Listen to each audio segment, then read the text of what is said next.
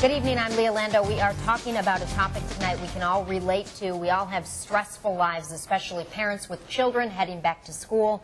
And joining us now, hopefully to help us out and give us some tips on how to get rid of some of that stress, Dr. Mick Krasner. Thank you so much for coming on tonight. And what can you tell us? What can we do? You were just talking about living in the present moment, how that can help.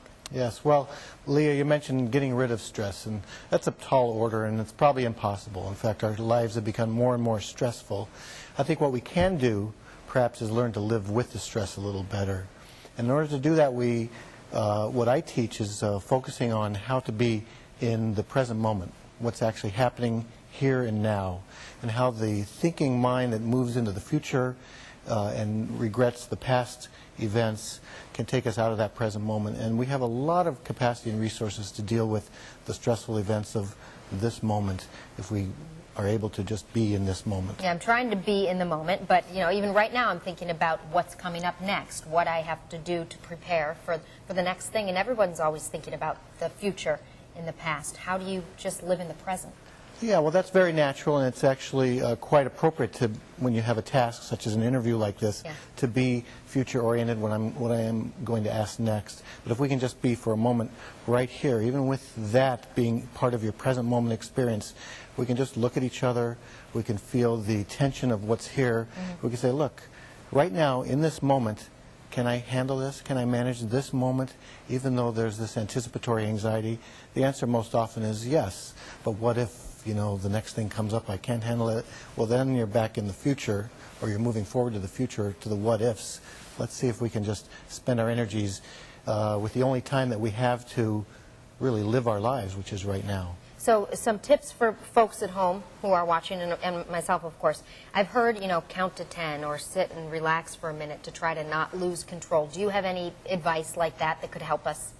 Yes, well, one piece of advice would be to stop whatever that you're doing for just a moment and notice how you're feeling. If it's a very highly charged moment, notice that and feel that in the body. I'm becoming very charged.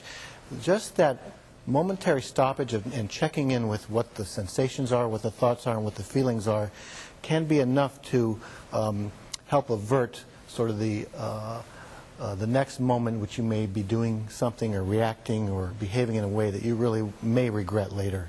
So remove yourself from the situation at the moment. Actually, it's not remove yourself, it's actually put yourself more fully in the situation and see it for what it is.